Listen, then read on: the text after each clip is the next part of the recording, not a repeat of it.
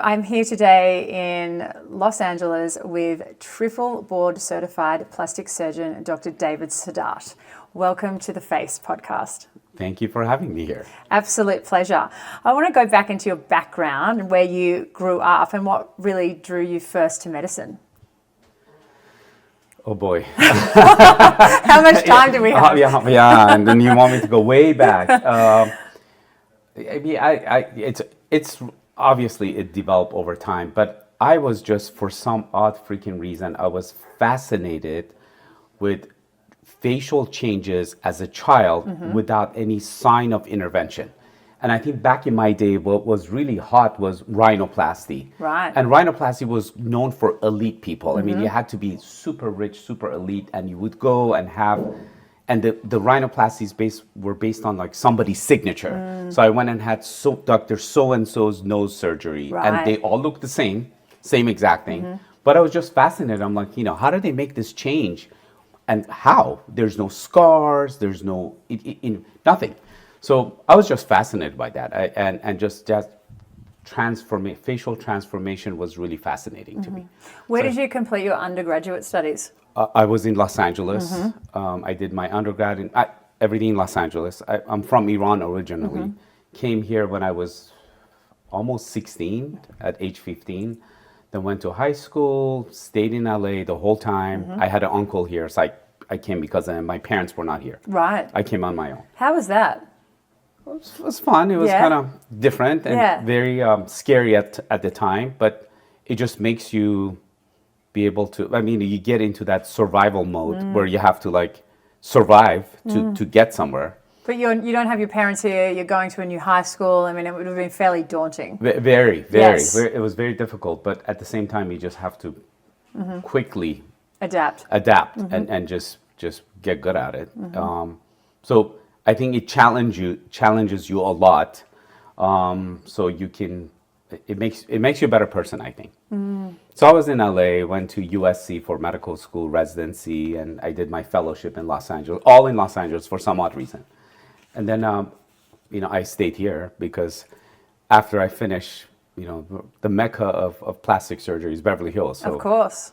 So that's why I ended up there. I stayed, yes. Yeah. And was it rhinoplasty that really drew you in? It was rhinoplasty that drew me in. And I was also very fascinated by head and neck anatomy, facial anatomy, to a point that, as part of my job, I didn't have money back then. So as part of my job I kept teaching anatomy in medical school residency, fellowship, as a job. That was my job, to make money. So teaching anatomy. And it's still your job. I still like it. Yeah. Yes. It's absolutely, one of the most important things is that what is underneath the skin, and what sort of features under the skin make the eye, the nose, the face, the mouth, the muscle movement, the expression, all of those things are really fascinating. So I'm still fascinated by that.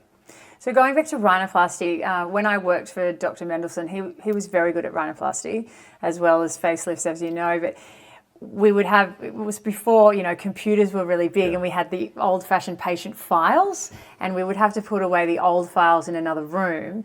And what would always fall out was magazine photographs of celebrities that they would bring in to show Dr. Mendelsohn, this was the nose that I wanted. And the most common nose of that time was Johnny Depp as a heartthrob. Was it really? Yeah, wow, okay. Remember he was a real heartthrob at that time? Yeah. Yeah, so that was a popular nose. Do people still bring in photographs of noses?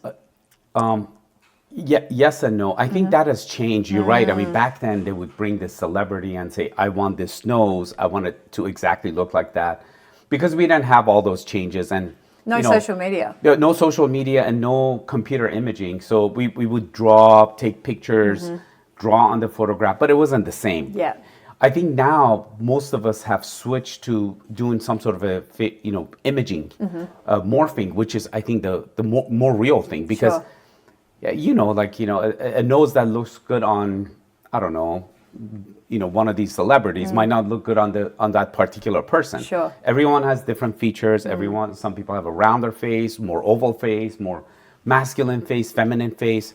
So the ultimate question is, does this nose look good on this particular face? So with that computer imaging, we've probably switched.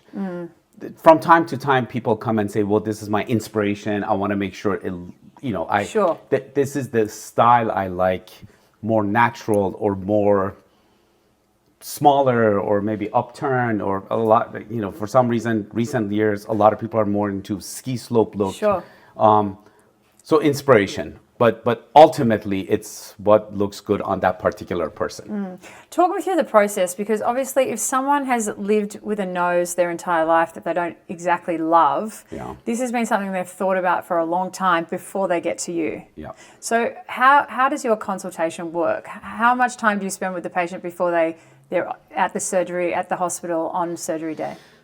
Well, I mean, I think as you and I know, probably the consultation is the most important part of the whole thing, because so there's a little difference between facial rejuvenation surgery, because that's because of majority of time the aging process plus some of the features that they never liked, as opposed to rhinoplasty, which is not the aging process. No. It's you were born with that. So this is a lifelong problem. So there's mental psychological evaluation that needs to be handled Yes. very, very carefully. There is, and oftentimes these patients that come in are younger, because there's really 3 different times when rhinoplasty patients come in, and the most common one is at age 16, 17, 18, Yes. which means they come with parents. Which means 3 people have 3 different opinions. Sure. The mom is different than the dad is different than the dad usually says, I don't want anything Of to be done course. to my kid. The mom wants everything, and the kid has complete different idea of what's going on, especially now with social media. So that process in itself is at least half hour, 45 minutes of just talking and figuring them out, making sure that everybody's happy. Because at the end of the day, as a surgeon, as a provider, the last thing you want is an unhappy patient. Of course. And it starts with the consultation. The consultation is multiple and time consuming, but it's worth every single minute of it to do that. Because I feel in terms of you've spent your whole life not liking a certain aspect of yourself, and the person's very self-conscious and feels they get stared at, or that it's a focal point. Do you think that part of the reason they want surgery is to blend in, so they're not? I think there's so many different reasons. Okay. And I think that's what needs to come out during the consultation, because there are kids that are all their lives, usually you see it at age 14, 15, that's when it happens. So they're unhappy with it because the nose didn't look good. They're unhappy with it, and there are other reasons, like some of them come and say because all their friends had it done. So they're like, okay, I need to have it done. It's a thing to do. Really? It's some of them come in because the mom or the dad didn't like their nose. So that becomes another issue. Like someone else is going to push them. The parents are going to push them. Yes. The beauty of age 16, 17, 18 is that this is the time where, for lack of a better term, you still don't have your own identity and personality. And most of them don't have, a significant other that also makes a big difference. They don't have kids to judge them. So it's easy for them to kind of, adapt to whatever the reason is behind it. Sure. But typically there are multiple different reasons. Yeah. Because I can imagine that it would be a very big decision. It's a huge decision. Yeah, and I can imagine many, many fathers would be like, no, I don't Most want of my them don't daughter want- or son to yes. have this done. Yes. It's a very difficult decision. It's a big, huge decision. And it's life-changing in many ways. And, as an injector, I know you do a lot of that. And plus, rejuvenation surgery, it's usually not very functional, but nose, in addition to cosmetic, is also functional. Breathing is Yes. a huge deal. And some of them come because of the breathing problem. Sure. And then they say, while I'm at it, I'm going to do this. And unfortunately, we see a lot of people that have had the surgery for cosmetic reasons, and the breathing got worse over time. Wow. So that's another aspect added to it that you don't necessarily see with other cosmetic procedures. I feel like elective procedures are very misunderstood because there is a certain glamorization to it. Yeah. And patients don't understand how big a process of healing time this is, especially with rhinoplasty, because the swelling takes almost a full 12 months to come down. Can you talk us through that? Yeah, I agree. I think in general, there's a huge disconnect between what the general population thinks about cosmetic procedures, Yes. and what reality is about cosmetic procedures. And it comes to how perfect you're going to get it, because they think it's a perfect science, and we know it's an art. There's no perfection to it. Plus, perfect doesn't look good anyway. No. They think that, oftentimes people think that, the healing is within a day or so. I mean, I've had people come back and say after a week, say, well, how, it's not there yet, even though we keep emphasizing it takes a year to get there. Yes. So that's a lot of talking, a lot of consultation, a lot of counseling during the pre-op time to make sure that they understand that it takes time to get there. So I think that's really the key about it. I think most people now, because of social media, know that, all those pictures that you see on social media is, people talk about it took this long to heal. So it's getting better and better, actually. I love the social media. It's a phenomenal tool to educate people. I love it too. Yeah. I mean, I have a love-hate relationship with social course, media. yes. It is very time-consuming as a business owner, and you've constantly got to be putting out content all the time. So I find it challenging. I find it like we're in such a good time though with the transparency and the education, and patients are learning more about procedures that have been done for the last 50 years. Yeah. I mean, plastic surgery is not new. Yeah, it's very educational. I learn from other people talking. I'm like, I didn't do that. So it has allowed us to, even as providers, as surgeons, it has allowed us to exponentially improve ourselves, improve our outcomes, improve our consultation process, surgical techniques, post-op recovery from injectables, how to talk to people. It's really improved a lot.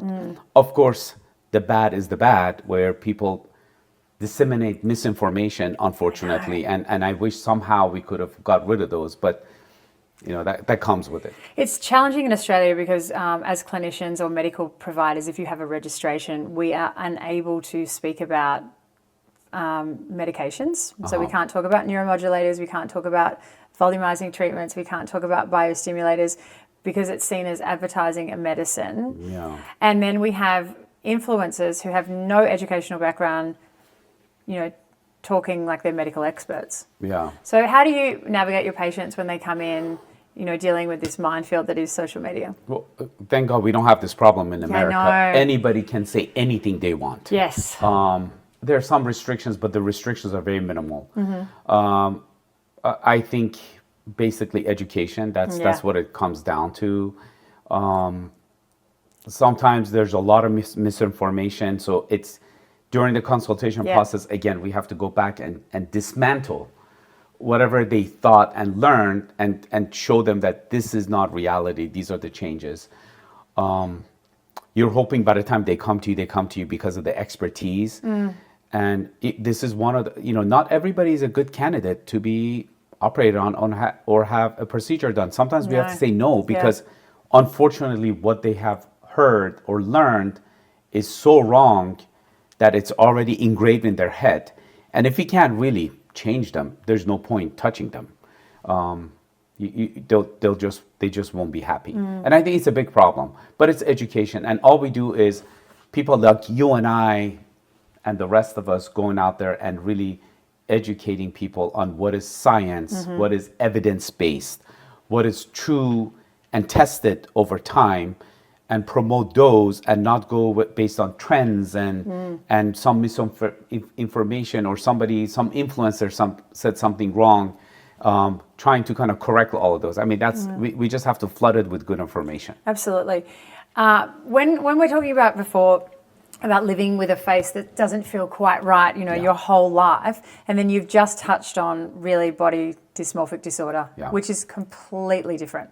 There's one thing to not like your nose, but there's another thing to to focus or hyperfixate on something. Yeah. And I once had a patient who was a very interesting lady, and she would come with her own white marking pencil, and she would jump off the bed and go to the mirror and say, no, you're not seeing it. So my prescribing doctor and I referred her on to a plastic surgeon. And then she went. Poor plastic surgeon. She went. Well, you didn't like the plastic surgeon? Is that the reason it was? Yeah. She ended up having a facelift. She looked absolutely wonderful. That's great. And 5 years younger, perhaps. And then within 5 to 6 months post-surgically, she was back wanting more. Yeah. So at that point, we had to discharge her from the clinic. Yeah. But it is a problem, especially in this field, that it attracts patients that are body dysmorphic. Can you talk us a little bit about that? Yeah, I mean, and I think the challenge, I'll talk about it in a second, but the other challenge about it is that oftentimes you don't recognize that early on. Sure. And you take on the patient and you treat them, then while you're in the middle of it, you recognize, oh my God, what was I thinking? Because they're really hyperfixated on something, and it's hard to disconnect. It's kind of, patients are kind of, it's like a marriage. You can't just like get rid of them that easy. No. And probably not a good idea because you feel bad. You have to make sure that you're psychologically not affecting them negatively because they're very sensitive. Absolutely. And very fragile at that moment. I think we all of us recognize that it's more of a psychological problem and has a lot of underlying issues in it. We always joke around and saying that, as a joke, that plastic surgery is kind of like a surgical psychiatry. Oftentimes people think that by doing plastic surgery or non-surgical, it would improve their psychological problems. And body dysmorphia being one of them. And oftentimes these people need to be under the care of a specialist. Yeah. I think that's what it is. And the hard part for us to recognize it. Again, going back, my consultation often has a mental psychological evaluation. We do too. In addition, we have it's like a checklist. And I want to hear them. I want to see how fixated they are. One of the questions that I asked them, which I think has worked out really well, is that tell me what you see in the mirror. They tell you what they see, the wrinkles, the nose, this and that. And then I ask them, tell me how you feel about it. And I try to get the feeling out. That's a great one. And it takes, sometimes they don't open that easy. But if you keep pushing it, I'm like, yes, I see the nose, I see the wrinkle, but how does it make you feel? Once they open up about their feelings, then all of those underlying issues come up. And I spend about 5-10 minutes on really exploring that and making sure that it's not going to be a problem for me and for them. I think also one of our indicators is if they've visited a lot of different clinicians along the way. Of course. And not been happy. Of course. I mean, the old saying of if somebody comes to you and say, I went to the Dr. Saadat and he was horrible, and that's a big you're next. Especially if most of us know the other providers. Of course. I mean, it's a very small community. It is very small, yes. So if somebody has a great, phenomenal reputation and they're already talking negative about them, it's not the provider, it's not the surgeon. Yeah. You have to think about what is going on here. I feel like I spoke about this on another podcast.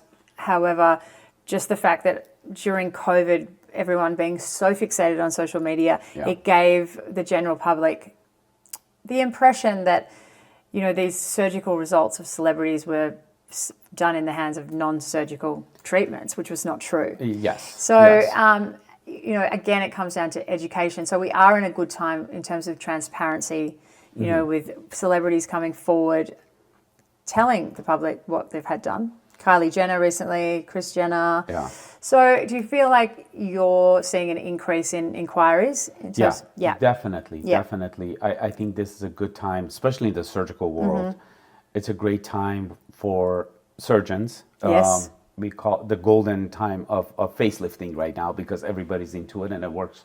We recognize that a lot of the issues that we had with and I'm not trying to talk negative about non-surgicals because I love non-surgicals. A lot of the issues that we had with non-surgical results that gave us a bad look and a bad outcome were surgical problems that were treated non-surgically. Of course. And vice versa. A lot of the non-surgical problems were treated incorrectly surgically. So I think in 2026 and on, we are now becoming more real and not doing anything too much. Not too much surgery, not too much biostimulator, not too much non-surgical, not too much skincare. It's the balance of all of it. And I'm hoping that people recognize it's not the tool. These are all tools. It's like eating food. And do you eat your rice with, fork or spoon? Both of them do the job, but it's not the fork or the spoon. It's the person eating it or the person making the food. So I think it's the same thing when it comes to these procedures. It's not so much whether it's a biostimular or a filler or a surgery. It's the person behind it recognizing what needs to be done for this person and putting a package together, short term, intermediate term, and long term, even if it's surgical, non-surgical, before surgery, during surgery, after surgery, what needs to be done, so they would look great. I feel like I was very fortunate having the experience of plastic surgery nursing and then working for Dr. Mendelsohn, because I always understood from the get-go that surgery was the gold standard and these other treatments in combination worked very beautifully, but not to say that non-surgical could deliver surgical results. So I feel, for me, I've always felt that way. Hence why I probably have a plastic surgery podcast, because I've always had this love and interest in plastic surgery. But now we have so many different tools, as you said. The era of facelifting and the era of skin. So can you talk to us about biostimulation and how it's really becoming such an important tool for our skin quality? Yeah, absolutely. So I agree with you. I think surgery is still the gold standard, coming from a surgeon. Obviously, that's how I think. But I still think that there's a lot of room for enhancing the surgical result, either by what you're doing before or what you're doing after surgery. And aging process, and we're talking about aging now, not so much about the congenital problems like a rhinoplasty. But the aging process is a spectrum. So as we get older, things happen. And at any point in time, you can intervene and do something. At some point, you recognize that those minor things, like let's say somebody has a neuromodulator for wrinkles on the forehead or the frown lines, or a little lip enhancer with fillers. At some point, you recognize that those things don't work anymore, and now you got to intervene with surgery. And that doesn't mean that once you intervene with surgery, you're done, because the aging process continues. So you do your neuromodulators, biostimulators, fillers, lasers, skincare, boom, surgery, and then you continue with those, another surgery. Yes. So that's the way we got to think about it. Absolutely. It's a spectrum, and this spectrum includes everything in there. And not everybody needs everything. You got to see which in your toolbox is necessary for that person. Biostimulator happens to be one of those tools. It's not the only tool, one of the tools. And I've been involved a lot with especially PLLA and biostimulators in the past 20 years or so. So we've done tremendous number of studies on those. And we now recognize that what we thought 10, 15, 20 years ago was the wrong way, because we didn't know, it was new. So understanding the tissue regenerative aspect of the biostimulators, and that what does that mean, tissue regeneration? That meaning that a tissue that is aged or damaged because of whatever, sun exposure, environmental factor, aging factors, can we regenerate this tissue to make it into the younger version of it? And I think there's a lot of genetic studies that have shown that these biostimulators do that. We now know that the major target is skin. It makes the skin better. Back in the day, we thought it was volume. Volumizing, yes. We recognize that volumizing is not really the thing with biostimulator. No. We know that from all the body biostimulators, especially gluteal butt lifting that they thought they would do with biostimulator. But everyone knows that it doesn't really give that much volume. It gives a little bit of volume. It was so misunderstood. Very misunderstood. I remember it was 2004. It was called Newfill back then. Yes, that's right. That's when I got started. Yeah, so the dilution was so low. Yes. And one of my models was my grandmother. And she always reminded me that she had this little nodule. Yeah. And it really did frighten me as a clinician. Yeah. And hence why I had stayed away from biostimulators for so long before, this new era began. Yeah. So our understanding now is that it is skin rejuvenation by making the skin thicker, improving the texture of the skin, the color of the skin, more uniform color, more hydrated. So that's number one. Number two is that perhaps has a little bit of a preventative thing to it, where the elasticity, and that's when we talk about collagen and elastin, and that's too primitive just to talk about that. But I think, through the processes that happen, the elasticity of the skin remains a little bit better, so that the skin doesn't get as much saggy and droopy. It definitely has a firming effect.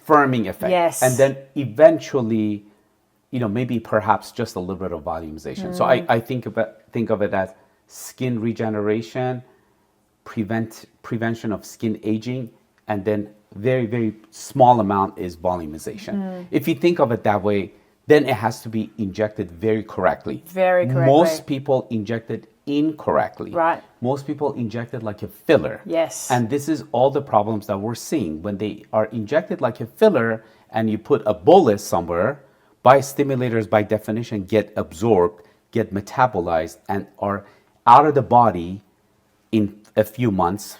We have studies to prove that. And when we biopsy during facelifting, and I've done many of them because I'm trying to publish this study, hopefully sooner than later, the ones that were done correctly, you do not see anything because it's just normal tissue. When the tissue regenerates normally, you don't see anything. So all this talk about fibrosis and scarring and all that, and I have seen a lot of them, and I have a series of patients where I have biopsied, and there are those kind of things. But what we're seeing almost exclusively in all of them is a foreign body giant cell granuloma, meaning that too much of whatever it is, CAHA, PLLA, biostimulant was injected in one area. As a bolus, congregated, maybe too dense, and the body could not metabolize. And what it does, it walls it off as a nodule. So kind of like when you're saying, she reminded you of that little nodule, that's what it is. I have biopsied those nodules, and they all look the same. I have a series of them. It just tells me that they were injected incorrectly as just like a filler, which is a problem, and they were injected in the incorrect plane. It's a biostimulator, and it works on skin. Therefore, it needs to be right underneath the skin, dermal, subdermal layer. And if you look at, anatomically, we talk about layer 1 being skin, layer 2 being fat, layer 3 being muscle, 4 being the deep fat compartment or the glide plane, and layer 5 typically periosteum. It needs to be in layer 1.5, right underneath the skin, which is a challenge to inject it that way. So when I started injecting biostimulators, Sachin had taught me in New York, and he taught me to inject it with a 25 gauge long needle. Yes. And to be in the skin. Because he explained that if I'm using a cannula, which you can still use a cannula, and I have used a cannula, you can lose the product. And if you're in the skin, you're going to get a much nicer result. Can we talk about that? He is absolutely correct. So the right way of doing it is to use a 25 gauge needle. The reason for it is the following. We've done studies where if it's bigger than 25 gauge needle, let's say 22 or 23 gauge needle, then you get too much product in one place. We've done studies that if it's less than 25 gauge, then the PLLA or the hyperdilute, CAHA does not go through the needle. It gets stuck. So 25 gauge is the right one. This is based on years of study. We also know anatomically that layer number 1, 2, and 3, so skin, fat, and the SMAS muscular layer, they're attached. So when I do this and when I smile, this is all three of them move together on top of the gliding plane. It is designed, evolutionarily designed to glide that way because of the facial expression and all the stuff that human beings have and other species don't have. It is very difficult to separate layer 1, 2, and 3 from each other. It's very bloody when you do it during surgery, and it's hard. You have to use a sharp instrument to do that. So for us to think that we can use a blunt cannula and stay right underneath the skin and not go to the path of least resistance, meaning going deep down Yes, into the of SMAS course. or the subcutaneous fat, deep subcutaneous fat, we're wrong. I don't think it's possible to be in subdermal layer using a cannula. Right. And so therefore needle is a lot more superior to cannula. When it comes to biostimulator, it needs to be fanned, meaning that the person who's doing it has to be technically very good at what they're doing, where they move the Yes. needle a lot and they push very little. The extrusion force Yes. should be very, very minor. So little droplets, micro droplets Yes. of the solution is coming out while you're moving and spreading it very, very evenly. As opposed to the filler, where a lot of people are used to putting a, let's say, half a cc bolus in one area. So I think understanding that has changed the field of biostimulators tremendously to a point that if it's done correctly, you rarely see any problems Sure. nowadays. And when we do biopsies in surgery, those patients don't have any problems. They look like normal tissue.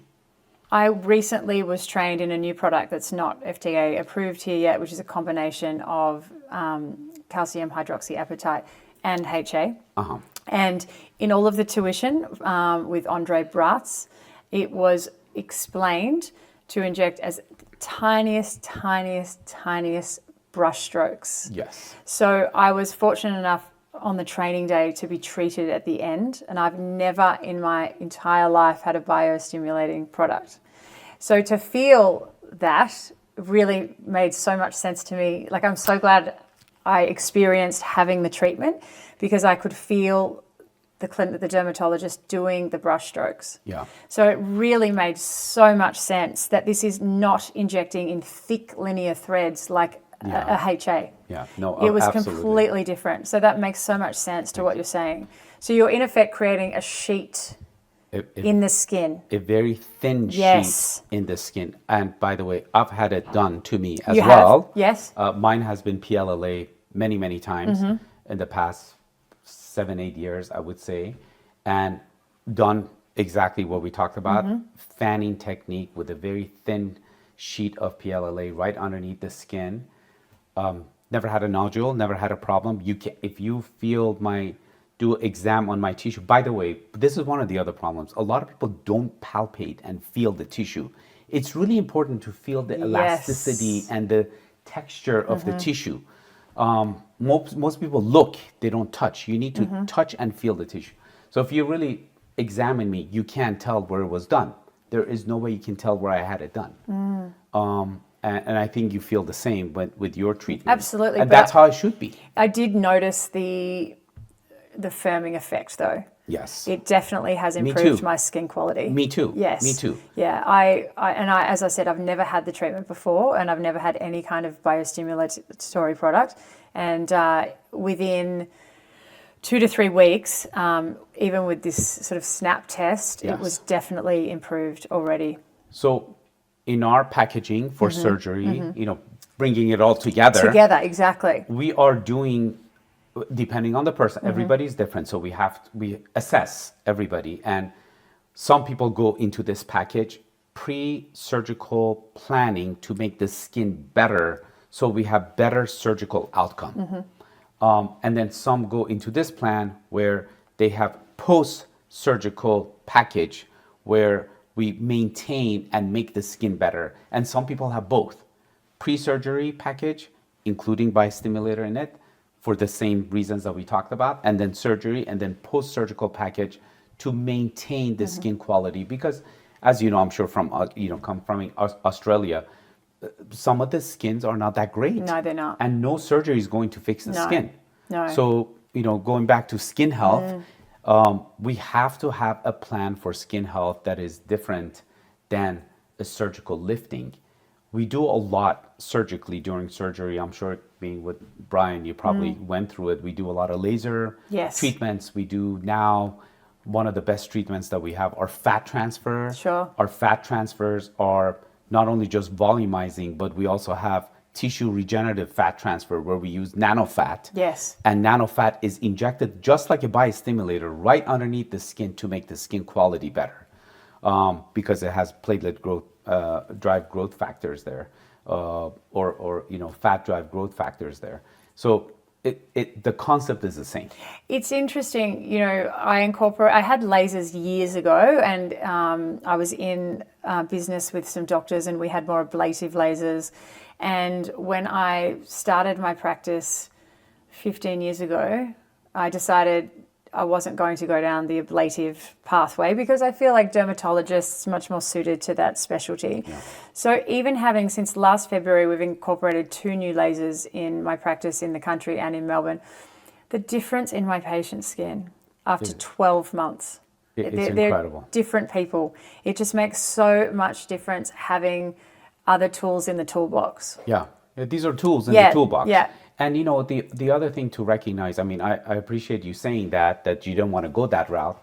And sometimes I don't want to go a route that I don't feel like I'm an expert in it. No. Because you can only be good at so many things. Absolutely. That's why it is so important to have this collaboration with your buddies, friends, with your all the other colleagues. I have non-surgical practitioners in my practice because I honestly don't know some of the stuff that they're talking about. Conceptually, I know, but I don't have the art of being able to choose what is good for this particular person versus the other one. I think that was so amazing about Ben Talley's conference, Cupid Compendium, last year, because it was beauty therapists, estheticians, dentists, dermatologists, dentists, nurses, doctors, plastic surgeons, everyone together, and regenerative specialists. Yes. And everyone functional together. Medicine now. I functional learned medicine. so much. Even tattoo artists. Yeah. I found that absolutely fascinating. The clinician who did all the tattooing of the male hairline after a facelift, which makes so much sense. So much sense. I never even considered that because that's a big concern for men having a facelift. Huge is concern. the scarring. The 2 things that are a huge concern, and we do, most people don't know this, but that's what we do when we operate on men. We do 2 things. We get rid of the hair that's pulled back onto the ear or behind the ear. We have to get rid of it, or else it looks odd. Yes. And then the other thing is improving the skin color, the scar color. Some people make white scars, some people make dark scars. And oftentimes for discoloration, tattoo artists is the most amazing, easy, and you can just match the color. Absolutely. Especially in men. Yes. But it was so good to see all of us learning from each other, and you were there. You were there teaching non-surgical technique and surgical. It was so fascinating.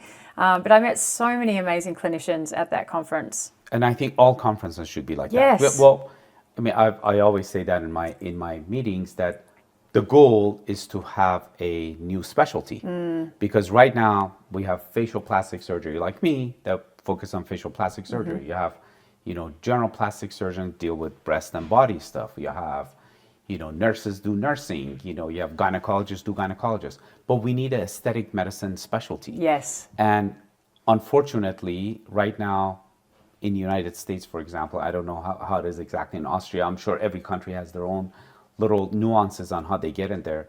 But unfortunately, right now, as long as you are a licensed practitioner, you can start doing aesthetic medicine. And unfortunately, there is no pathway on getting there. There is no residency program or specialty programs or testing to get there. And it's a disservice to the general population. It is. So, yes, we are doing a lot of the teachings ourselves, which I'm passionate about. But I want to have a specialty where you actually say, I'm a nurse, I'm a PA, I'm a this, that, whatever I am. We have neurosurgeons that have come to my course that they said they were tired of doing neurosurgery and they wanted to do cosmetic injectables. And they're not good at it. No. Because they don't know any better. No. So they need to learn. Yes. And it takes a long time. A long time. A long time. I would love to have a program, 6 months a year program, where it's dedicated to educating people in anatomy, techniques, didactics, rheology, laser medicine, all of those, and then have a test at the end, and then so that you can certify them. Yeah, there's a course, there's a first university course that's happened in the last 12 months in Australia. A dermatologist, Dr. Greg Goodman, he's had a lot of published papers in non-surgical treatments. He has started the first university course in Australia, so that's the first thing. That's fantastic. But the government's also changed the rules too, that a lot of nurses were just going into nursing school to become an injector with no clinical experience whatsoever. Same here. So now in Australia, you have to be a nurse for 3 years before you're allowed to begin. Yeah. I would say ideally it would be great to, But actually really, maybe have a fellowship after nursing. Yes, saying absolutely. That, fine, you don't want to do yeah. ICU and hospital medicine, great, but at least go into learning the details of aesthetic medicine. Yes. And there's so much to learn. Yes, so much to learn. Yeah. You're really big on giving back and education, and your focus is on anatomy and cadaver dissection, and you work for some of the big drug companies in tuition and non-surgical areas with nurses and doctors. Talk about that pathway. How did you get into that? I loved anatomy, and unfortunately when I was in med school and residency and fellowship, my job was anatomy. So I did it as a job, and then I really enjoyed anatomy because I'm fascinated by it. And I'm sure a lot of people are. Whenever you come to any of these courses and you see, you're like, oh my God, I didn't know. It's a lot of aha moment. And I really enjoy seeing that in people that have been, let's say, injecting for 5 years, 10 years. And all of a sudden I'm like, I had no idea this is a big aha moment. It's very satisfying. It's so extremely good. Rewarding. I was so lucky. I did... with Prolenium, I went to 5 cadaver dissections, and each one I learned something else. Yeah. Like we just got better and learning. better and better. And so that's an amazing learning experience. You mentioned I work with a lot of companies, and I intentionally work with a lot of companies, not just one company, because I don't want to be known as their employee that's just promoting their thing. I want to genuinely talk about how to use the products to become a better injector. Again, these are all toolboxes, whether it's Prolinium or Allergan or Galderm, I don't care what the company is. They're just tools, and I need to pick and choose what tool is better for this particular person from the other one. And I want to make sure that it comes that way, very genuine. Unfortunately, it's expensive to educate and teach, and it's expensive for the students to come and pay. It is. So one of the reasons I align myself with the companies is because the companies sponsor this. So nothing makes me happier than a student coming to my course for free. Amazing. So I don't feel like I'm trying to make money from them. Even, of course, we all need money, don't get me wrong. But at least if a company sponsors it, I think it's more genuine for me saying that I'm just teaching it because I'm teaching it. It's not because you're paying me to teach you. So that's one of the main reasons I align myself with a lot of companies, because thank God for them. They're it's a business for them, and we're indebted to them for being able to sponsor us doing that. Otherwise, we would not be having any of these. They're all amazing companies. I wish all of them the best and success, and I'm so glad that we have so many good ones out there. We do. They're all amazing, and they're doing phenomenal job, and I'm lucky that I can be working with them, so we can do these teachings. So I think that's why I do what I do the way I do it. I know a lot of the KOLs just work for one company only, and I understand the pressure of doing that. But I think I'm a better educator if I work with all of them. But you have such a greater understanding of all of the products too. Yes. Which is so important. Yeah, exactly. And I tell them anatomy is agnostic. It applies to every surgery, thread lifting, lasers, injectables. And if I can teach anatomy through every single company, I can, of course, I don't mind promoting their products, because if they have good products, why not? But the concept is the same. The principle is the same. I said this today on another podcast, but teaching always makes you a better clinician. Oh, 100%. Because every time you go and spend time with other clinicians, you learn something from them. Do you find that? Well, I think teaching is a sickness. And the people that teach are the ones that they feel like they never know enough, Yes. and they have never learned enough. Sure. And we're kind of hungry for knowledge. And the best way to actually grasp that knowledge and acquire it is actually by teaching. Yes. Because when you teach, you have to know your stuff. You have to constantly stay on top of it, Constantly. educate yourself, know all the articles, all the new science that's out. And let's say I work with companies. Every time they have a new product come, they get me involved in them. We have ad boards that I sit through, and they talk about all the new inventions that they have. So you keep learning and learning. So even though it's for the students, but probably majority of it is for myself. Yes. Which is a good thing. You do so many different I don't things. admit it, but yeah. You do so many different things, and your career is, it's differentiates in so many ways. What makes you the happiest, do you think? Do you think it is the teaching? I haven't decided yet, because I think that's one of my flaws, because I really enjoy teaching and I love surgery. And for some reason, I like education too. Yeah. I'm saying injectables too. Yeah, okay. I like all three of them. I can't really pick and choose. Would I be happy if I inject all day? Probably not. I would hate it. Would I be happy if I do surgery all day? Probably really happy, because I never get tired of it. But then again, education, I think I don't get happy. It's hard to educate all the time. Yeah, It's it hard would to be a be. teacher, because you're Yes. always on. Yes. It's pressure. People think it's easy, but it's No, not. it's not. I mean, more power to all the teachers that do it at a full time. Oh, absolutely. For our kids, I don't know how they do it every day, getting up and teaching people. It's not that easy. Yes. When very I was difficult. here, It's exhausting. Yeah, for Allergan in November last year, it was such a jam-packed schedule. Like, I was just getting picked up, getting dropped off. Like, there wasn't a minute. Yeah. It was exhausting. It is exhausting. And it was so rewarding, and I met so many amazing people. But it was round table to clinic to round table. It was non-stop. But can you do that all the time? No way. Every day? No way. 7, 8. Yeah, I think it's hard. I It's needed hard a to do. holiday when I got back. Yeah. So surgeons, Yes. our holiday is in the operating room. Yes. Because you're in your own zone, Mm-hmm. and you have a phenomenal time when you do that. So for me, I think I like to have some teaching, and then take a break and do surgery, and then take a break and do some injectables, Yes. because then you get to talk to people. Yeah. And all three of them have different satisfactory, timing for me, and I like doing all of them. Yeah, it keeps it interesting. Keeps it really interesting. What are you excited about next? Why do you ask difficult questions? I'm excited to see where we're going with this. Keep doing what we're doing. I think it's good times. Our surgeries are getting better and They better are. and better. Our understanding of the outcome and beautification Yes. is getting better and better and better.